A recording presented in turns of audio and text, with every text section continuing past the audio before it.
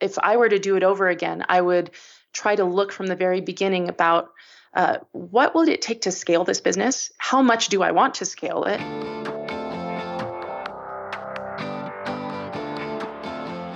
Hey, my name is Felix Tia. I'm the host of Shopify Masters, a weekly podcast powered by Shopify, the easiest way to sell online, in person, and anywhere in between. Each week, we invite entrepreneurs like you to share what they've learned growing successful e-commerce businesses. In this episode, you'll learn what is story-based marketing and why is it so effective, how to identify whether an idea is great or awful, and how do you know if you've gone niche enough.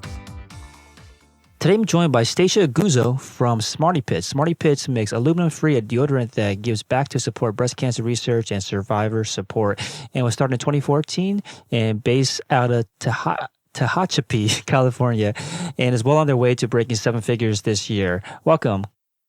Thanks so much for having me. Yes, so you told me that you came up with this product idea during a pretty scary time in your life. Tell us more about that. Sure. Yeah. So SmartyPits is a natural deodorant inspired by my mom. She's a breast cancer survivor. And when she discovered the lump, it was right underneath her armpit, unfortunately. We had no family history of breast cancer, no genetic predisposition. And the doctors who were caring for her told her it was most likely influenced by something in her environment, but they couldn't tell her what.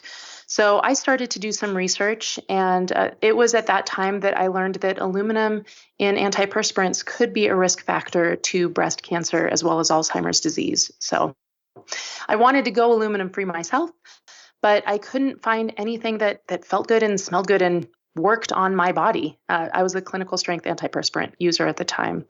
So that was the seed that eventually would sprout into SmartyPits. It started on my own kitchen stovetop, trying to find a formula that would work with my body, and now it's become something much bigger. Amazing. So you found a formula for your own use. When did the wheels start turning where you realized that this could become a business? Well, so the funny thing is that I didn't start out thinking that I was going to sell deodorant. I started out selling lots of different skincare. So I began my skincare journey just making lip balms. We were hobby beekeepers. And so we had one hive, and it was our first year ever getting our own honey and caring for our own bees. And with a honey harvest comes a lot of extra beeswax. So we had this beeswax, and I wasn't sure what to do with it. And I talked to my husband. I said, well, what do you think? Should I make candles or should I make lip balm? And he said, do what interests you the most. And I thought lip balm sounds like it would be kind of fun. So I made my first batch of lip balm. I got a formula off of the internet, and I'd never made any skincare like that before. I had no idea what I was doing. And the formula turned out to be awful. It was a terrible lip balm. And I just started thinking, well, I could figure out how to do this better. So I started just researching what goes into formulating skincare. I took some classes. I ordered a bunch of different products, and I played with it, and I gave them out to my friends, and I asked for feedback. And I started making and selling lip balm, and that turned into soap and lotion bars and lots of other things. So the deodorant part didn't come until a few years into me making skincare, because it's a little bit more advanced in terms of how you would formulate the product and make sure that it was stable in different types of environments, and that it would be effective, and it would be a product that would feel good going on. And in fact, my first few iterations of it didn't feel good going on. I think that just like with any business, skincare especially, you try a bunch of different things, and you figure out what is the thing that I can do better. And so that's, that was a lot of my journey, is starting out with a certain way of doing things and getting customer feedback and trying again. And so we were selling through, in 2014, I was selling everything.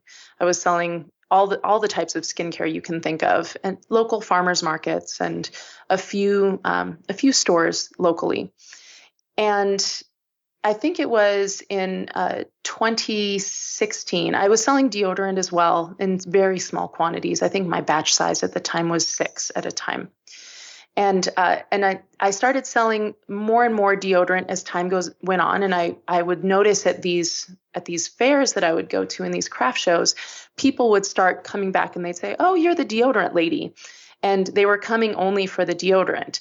And little by little, deodorant became more and more and more of our sales until in 2018, just last year, it was 98% of our sales before I just closed all of the other types of products we did down. I was still doing a few other things in the background, and eventually it was just like, no, we got to drill down and do more of what's doing really well.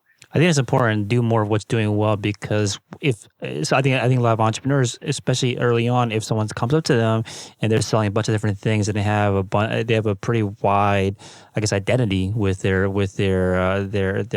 business, and someone came up to them and said, "You're the deodorant lady," and they might be thinking, I have all these other things that I want to sell too. They might kind of double down on trying to get the other things to work just as well. But you decided to hone in on just that one product line that seemed to be taking up more and more of a percentage of the sales. What made you make that realization to focus on what was working rather than trying to fix what was not? Yeah. So, there were different points where I really wanted to do some of my other passion projects, and that I wanted to make some of the other projects work. And I even said at one point to one of my friends, I don't want to just sell deodorant. Mm-hmm. But I think that there was a sort of a switch inside of me at some point that turned and realized that on one side, the deodorant that we were making was really making a difference. I started having people email me and talk to me at these shows and say, "This is the only natural deodorant that's ever worked for me." And I even had some customers that have said, "I've been embarrassed going out for years because I refused to put on an aluminum-based antiperspirant, and I just knew that I would probably smell a little bit every time I would go in public. And because of your product, I don't have to worry about that anymore." And I was seeing it really make a difference. And that was, on the heart level side. I began to become more and more passionate about the product myself. On the other side, the business side of it, it was just looking at the numbers, seeing that, at some point, I have to know that as a businesswoman, if I want to have a viable, sustainable business, if I want to do something that I can scale really easily, that has a higher profit margin than some of these other things that I was trying to force, a square peg into a round hole. This was the thing that I needed to really focus on. And so I think that when growing any business, if I were to do it over again, I would try to look from the very beginning about what will it take to scale this business? How much do I want to scale it? And then if I want to scale it pretty big, how viable is it to be able to change my processes and go bigger with every single thing that I'm doing? And so the deodorant was the thing that made that a little bit easier. So it was a little bit head and a little bit heart in making that decision. That makes sense. So this question of how much do I want to scale, do I want to scale?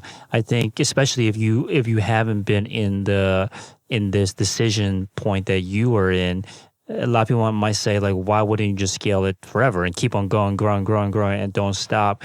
What is your answer to that? Like, is there a reason why you would not want to, why you would say, no, this is the max of where we want to go? Yeah, I think that it becomes something different with each level that you scale up. And it depends on what you want as a personal entrepreneur. Do you want to, be in charge of a company that you're talking with really large retailers and have a lot of employees and have to deal with all of the things that come with that? Because scaling doesn't just mean making a lot more money and being in charge of a lot more things. Scaling also means that you have bigger bills to pay and you have more employees that you're responsible for, and that you need to make sure that you're creating a stable and good work environment for them, that you have to have more insurance, that you have to be in charge of more accounts, that you need more reps or brokers or whatever you're doing. And with that can come the stress of handling all of that. So There are a lot of sacrifices that as we've scaled, that as a family, we've had to discuss. Are we willing to be able to give up this time, give up our weekends, or put ourselves, in the position where we have to say no to certain family obligations that we might have otherwise done, or travel to a lot of places for different trade shows. I think that you have to give a hard look at what you're willing to do to be able to scale to that level. And I think that there are a lot of people that are comfortable with much smaller businesses. If it's comfortable to go to farmers markets every weekend and sell yourself and talk to people and just make the product by your own hands most of the time, and maybe have one or two employees. I know lots of people that are very, very content with that lifestyle, and it's a really nice place to be as an entrepreneur. So I think that all of those factors have to be weighed as you're thinking about whether or not you want to go really big or stay smaller or somewhere in the middle. I think that that you get a little glimpse as you're going into it, whether or not you want to take that next leap. We've always had to know a little bit in advance before we were going to level up, before we signed a lease for our warehouse, for example, or decided to employ several more people, put out the job offer for several more people. We had to have a conversation ahead of time to make sure that we knew what would be involved in taking those leaps and what would be necessary. Sometimes you're going to take the leap on the side of, well, we're going to have these new expenses like managing a property or managing new employees or whatever that might be. And we're going to have to create the business to be able to support that, because that's our trajectory anyway. And then sometimes you have opportunities that are presented to you unexpectedly, and you have to decide, is this the direction I want to go? If you have a big retailer that approaches you and says, I want 50,000 units by next month, you have to decide, is this the kind of business that I want to be? And if so, what is that going to mean for me and my family and my employees and my finances and all of that? And you can decide at that point to say no, or you can say, let's see where it goes.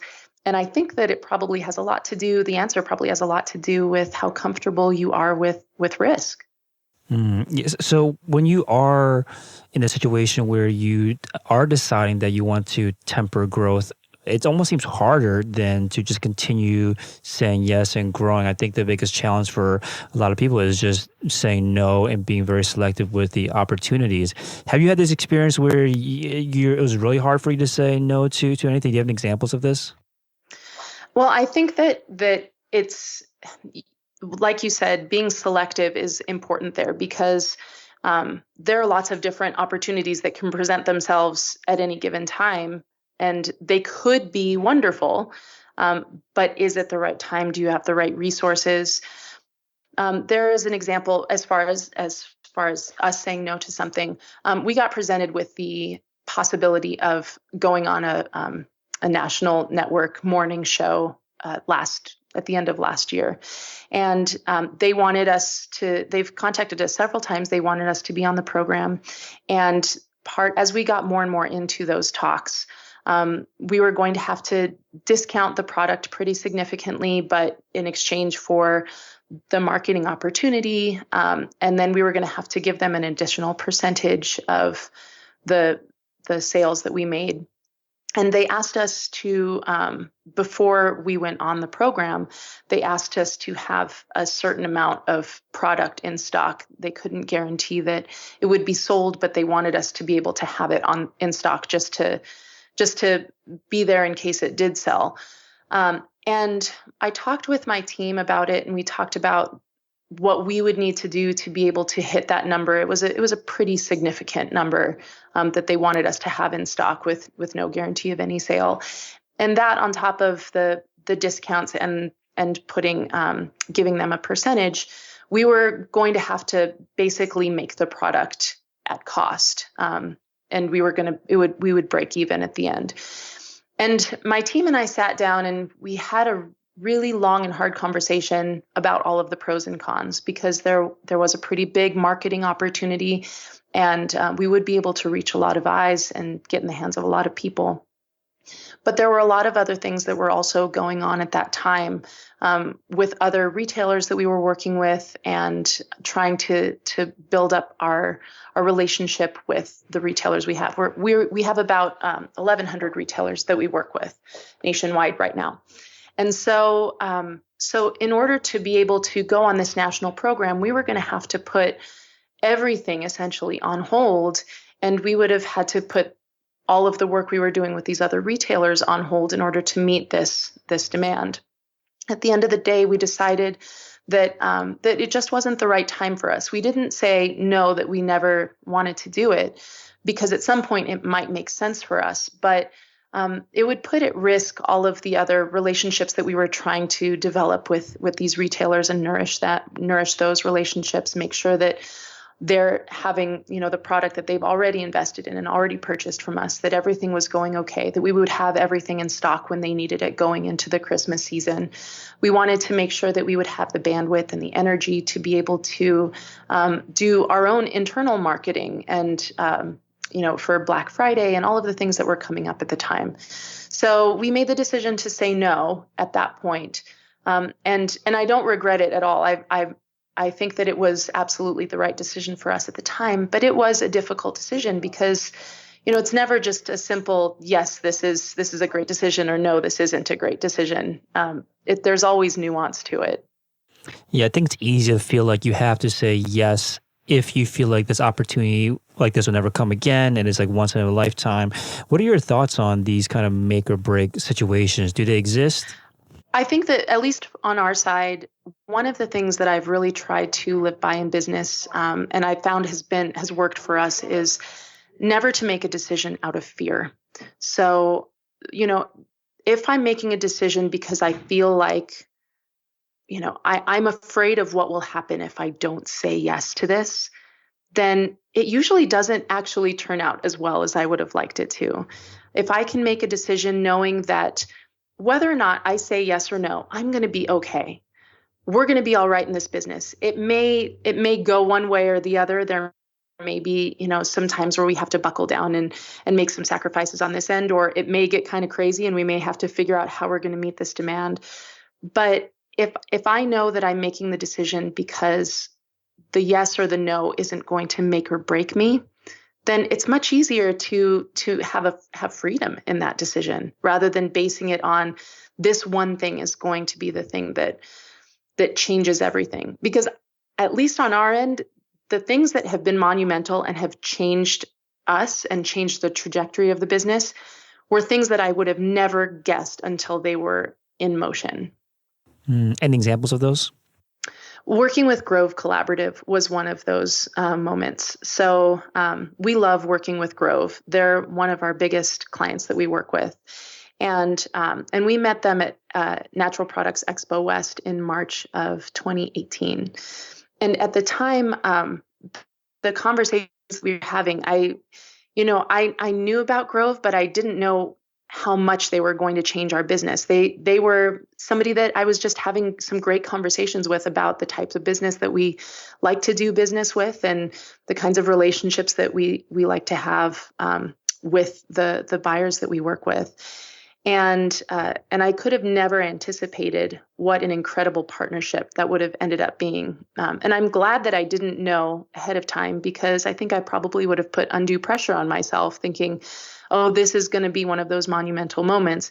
Instead, it just all unfolded organically. And certainly there were some moments where it was like, wow, well, this was unexpected. How are we going to figure this out? But it was one of those things that, again, they were decisions that were just made in freedom, rather than with so much pressure to make it work. And Grove is like a retailer? Yeah, Grove Collaborative is a pretty large retailer online. Got it. So not only did you have to kind of battle these temptations in your head when it came to making decisions, but you also mentioned that lots of people will come up to you, and I think this happens a lot to anyone that owns a business or is starting anything, and they'll come along and they say, you should do this, you should try that, and always has kind of an opinion on how you should run your business. And you mentioned that a lot of people have these ideas. Some of them are great, some of them are pretty awful. Any examples of ideas, or actually not even there yet, but like, how do you nowadays identify the difference between a great idea versus something that's awful? Well, I will say that I've gotten much better at it as time has gone on. When I first started in business, I felt like, well, I don't know any more than the next guy, so sure, I'll give this a try. And you waste a lot of money and a lot of time on that. And the thing that I would say that I wish I could go back and tell my former self is, just because somebody tells you something is a great idea doesn't even mean that that person themselves would spend money on it. So that's where market research and talking to more people and doing small runs and that sort of thing really can come in handy. But yeah, I think that you have to have a little bit of just you have to use your intuition, go with your gut, and you have to be able to figure out who knows a little bit more and who should I be listening to, and who is just sharing something that popped into their head. I always try to listen to people. I never try to shoot people down. But some people you have to say, you know what, that's a really great idea. That's something that I'll give some thought to. But you might give some thought to it, but it's probably not something that from a business perspective would be the wisest to pursue. So if you look back on a bad idea that maybe you end up taking on, can you see in retrospect the reason or the almost like red flags of why it was a bad idea? Like, is that possible to identify? I think, I don't want to say that any of the things that we did were necessarily terrible ideas, but they were money pits. So, it's hard to know when you're looking back, hindsight, that, was this part of, my formation as an entrepreneur? Did I have to go through this in order to get to the place where I am now? Because, if I hadn't tried all of those things, would I have the wisdom to be able to discern that on a greater stage? So it was a lesson that you had to learn. Yeah, exactly. So sometimes these ideas, it sounded like you were getting at, was that some of them came straight from customers that would say that they wanted this or wanted that, and you mentioned that what you do is try to kind of do these small scale tests. So let's talk about that. How do you test ideas these days, especially if it's around like new products or product features?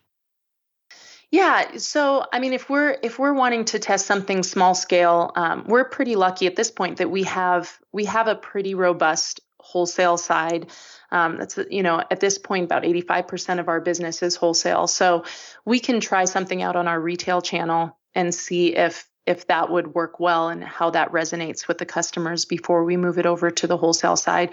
Another way that we can test things out is sometimes we'll work with very select stores that are some of our best customers, and we can just put a few prototypes out and see how the customers respond. And if the response is good, then we bring it on in larger scale. And that's usually a pretty good like comparison, or I guess a proxy if it works on the B2C side, where I'm assuming you're selling on your website, and you move it over to the wholesale side. It's pretty transferable. Like if it works in one place, it will most likely work when it's being sold through the retailers. Oftentimes it will, yeah. hmm So when you are setting all of this, setting up all these different products or testing all these new different things out, you also mentioned that the issue you can run into by doing so many different things, that you're trying to serve everyone and trying to make everyone happy and trying to, answer this question about who's your customer. And a lot of people will say, well, everyone needs my product, so everyone's my customer. And it's a really bad place to be. And you mentioned that it could end up making it very confusing for the market when they're looking at you. So talk to us more about this. Like, why is it that you end up looking confused or look confusing by trying to serve everybody? Yeah, I think that if you try to serve everybody, then you're always trying to talk to a very, very wide market, and nobody really feels like you're talking to them. And that can be one of the biggest, I think, killers in terms of a marketing push. So that would be, we ran into that issue early on. And the more I found that I was trying to speak to everyone, the more muddled the message would get. Once I finally started drilling down and realizing that I had a very specific customer that I wanted to speak to, the more it's that customers felt like I was creating a product that was tailored toward them. When you help a customer to feel special, like they're using your product, that they're valued, that you care about their experience, then it just lands better. It's you create a customer that wants to be in relationship with you, that values you more than just the transaction, which is something that we try to value as a company. We want to value relationships over transactions. And so if we're trying to speak to everybody, it becomes very transactional because you're not really speaking to anybody's individual needs. You're trying to put a blanket over everything. Right. I think this goes back to your point about this fear-based decision-making where when people sit down and decide who is their customer, they don't want to have too small of a market. They don't want to leave any money on the table. They don't want to leave any part of the market on the table. So you're saying, don't think about it that way. You want to go deep. So how do you know when you've gone essentially deep and narrow enough in terms of the customer that you're targeting and the kind of messaging that you want to direct at them? Well, I think that when your customers begin having more conversations with you, when it's more than just asking questions or do you have this or do you have that, when they begin to talk to you more about the experience that they've had with your product, the difference that it's made, you know that you're speaking to the right people. When it becomes a conversation. I see. So if you're maybe too broad today, would you recommend people to look at who is talking to them and see, and if people are engaging and actually reaching out to you and telling you about their experience, their story, that is your true customer? I think that that's a really good place to start. That's how we found out that deodorant was really the thing that people wanted before even the money caught up to that, before our market presented itself. People were talking to us about, this is really making a difference for us. And so that was an early indication for us that we needed to double down on those efforts. And the money did follow that. The sales did follow that. Find out what people want to talk to you about and what's making a difference with them. And that's how you're going to find your most loyal customers. I also think that is a good place to start in terms of figuring out your specific avatar for your customer. So if you were to start over, would you have started more narrow, or did you have to go through this exercise of being too broad and then narrowing down? I think for me personally, it was something that I had to go through because I had so many things that I loved to make. So I had to figure out where could I marry the love of making and what is going to sell and actually create a business beyond a hobby. But I do think that there is something to be said for either starting narrower or not being so tied to a particular product that you're not open to pivoting at some point. And I think that really is where I wish that I had made a decision earlier, that I sold so many products for a long time because I was really committed to selling a certain set of products because I just wanted to make it so badly. And that would have been fine, except it was at odds with my other goal of really scaling a business and having employees and making a difference and making an impact. So I think that if I had solely wanted to make the other products and I would have been satisfied with not having the type of revenue that this business is having and not being at the scale that this business is having, that would have been perfectly fine too. But I think this goes back to our conversation early on, is that you have to know your goals from the beginning. Because if you are very content, making everything yourself and selling on the weekends at farmers markets, and that is a great path for some people, then you might not have to narrow down, because if scaling is not what your focus is, then you can sell a lot of stuff. It's just going to be in lower volume. Right, that makes sense. So I think you also mentioned that you have to really learn your customer inside and out to be able to recognize where to begin, or maybe if you're too broad, how to narrow down. You mentioned that these conversations you're having back and forth with the customer is one way. Are there other ways that you've been able to really understand your customer and maybe understand who is your customer? Well, I think it's always good to have your finger on the pulse of the general market. So to learn more about your competitors and who they're speaking to, that might not be the same customer as yours, but just to learn who they're speaking to and how they're speaking to that customer, so you can take a page from their playbook as well and see what they're doing and see what conversations they're having. Sometimes I think learning from other people, and that goes for complementary brands as well, not just competitors. But I think learning from other businesses can really help to focus our own business, because even if we're not working with the same customer base, it helps us to ask clarifying questions internally about who we're selling to and why we're selling the product and why we want to make it and what we want to do with it. Can you give an example of how you've taken what you've learned and it actually impacting your business, or impacting the product line, or impacting specific products when you are trying to make sure that you're catering specifically to a specific customer? Well, one of the things that I learned as I was creating the more and more deodorant, I think a great lesson example of that would be that people kept asking me if there was a travel size that they could purchase or that they could try out, because people were trying different natural deodorants and saying the same thing that I said when I first started, like, why can't I find something that works with my body? I've tried all these other things, they don't work. And so the getting a travel size was a result of having those conversations, and they would actually see the little minis that I would have as scent testers, and they'd say, well, can't I buy one of these? And I'd say, well, I don't have any in that size. Those are just the scent testers. But that eventually evolved into creating a mini size that we have. And that's one of our best selling lines, is the travel size. People use them to travel, and they also use them to try out the deodorant for the first time. Hey, real quick, if you're enjoying the show, please leave us a review on iTunes and let us know what you think or what you'd like to hear more of. Now, let's get back to the interview. Got it. So I'll talk a little bit more about your marketing. And you mentioned that one of the key elements in the evolution of your brand is this focus around cause marketing. So to start off, what is how do you define what is cause marketing? So cause marketing is aligning your marketing and your purpose for your business with a particular cause. And oftentimes it's much more specific than I think a lot of people make it, or it should be.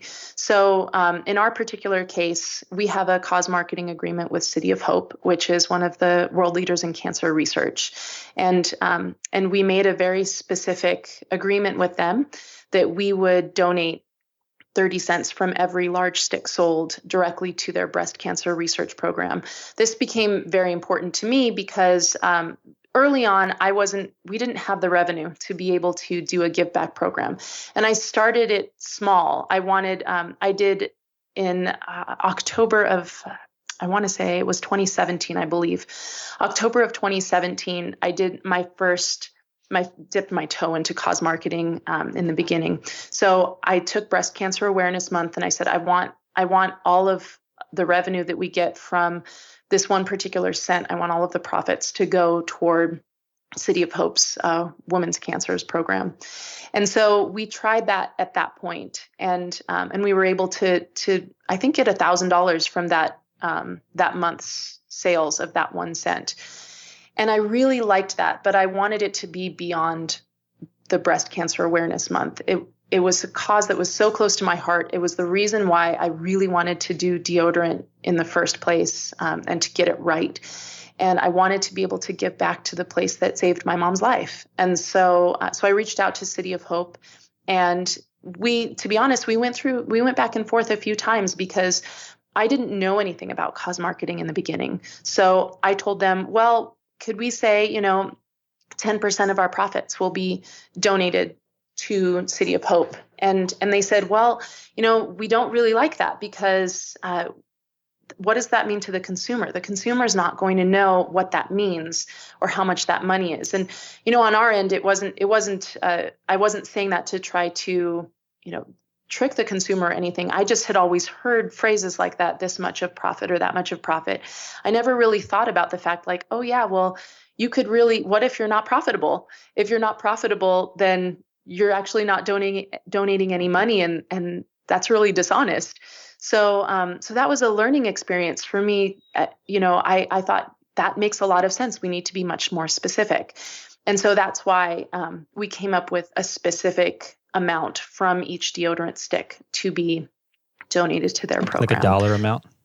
Yeah, exactly. So they said it either needed to be a percentage of the retail price or a specific dollar amount. And I liked a specific dollar amount because I felt that was much more tangible, especially because different retailers will retail it for different amounts depending on, if they're small, if they're big, what their profit margins are. So we came up with that 30 cents per large stick sold.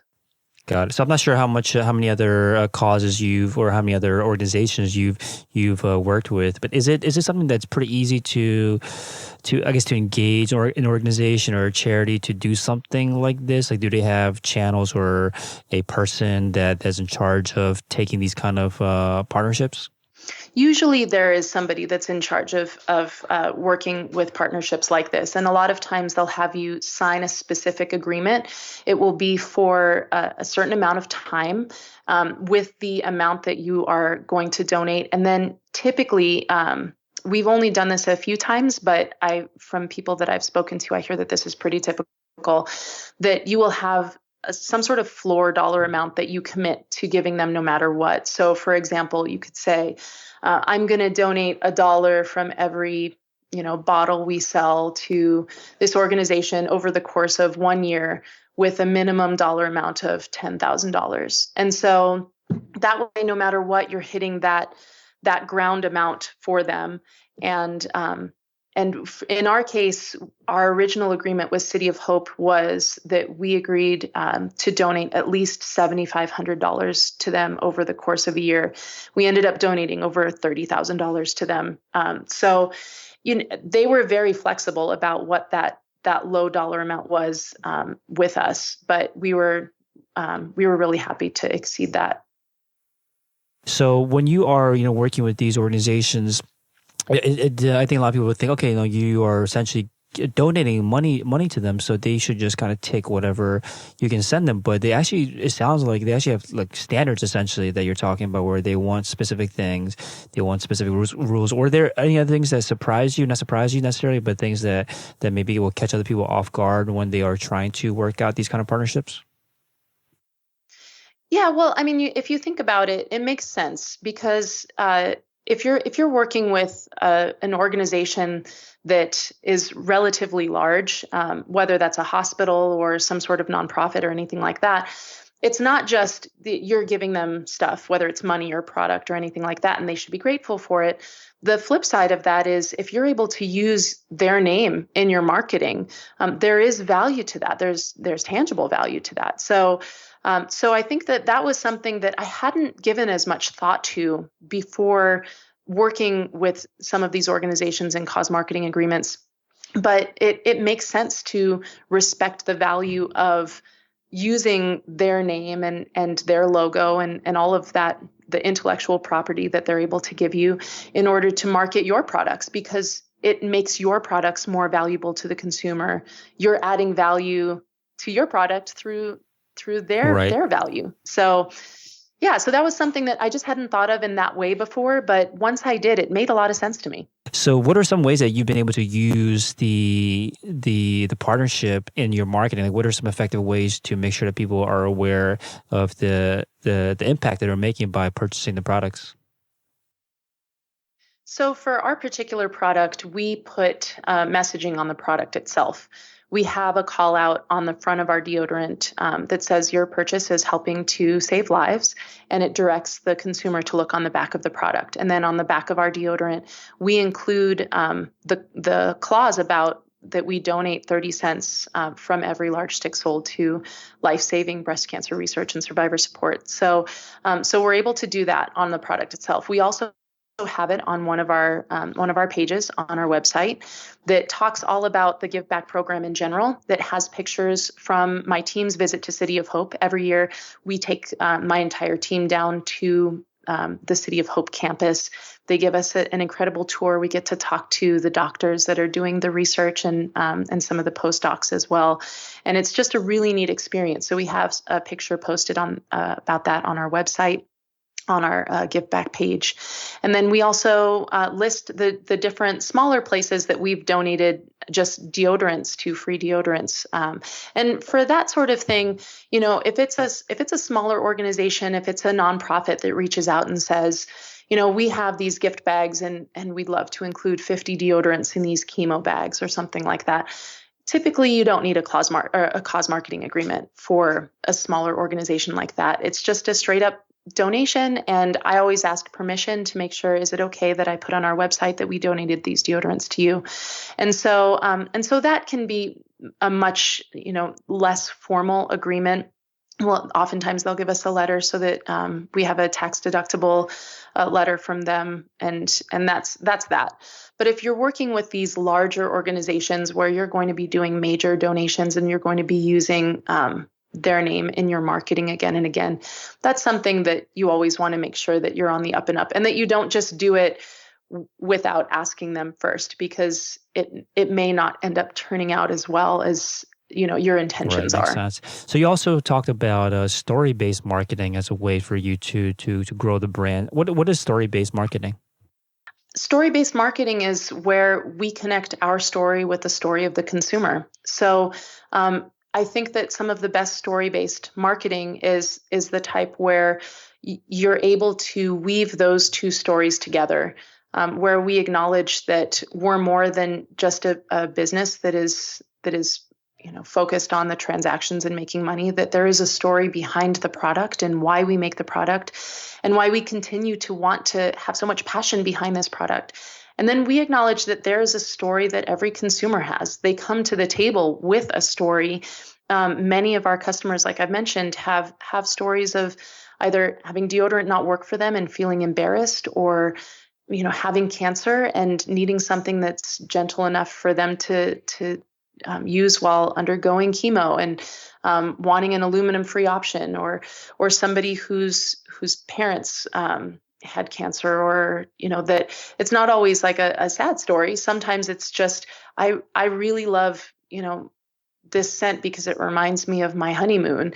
But no matter what the story is, finding a way to interweave our story with their story, so that we're humans that are connected by a product, but still that are connected by the intertwining of these two stories. To me, that's some of the most effective marketing. And it's also from a place of authenticity, where it's not just, let me make as much money as I can, but there's an intent to connect with another human being behind the selling of the product. Right. Is this basically you're trying to make sure that you're actually they recognize that you are also another person, another human that's trying to connect with them. And I think to some degree you have to be vulnerable here. Or maybe even the more vulnerable you are, the more you're able to connect. Was this ever a difficult, a process for you to be open like this in the public?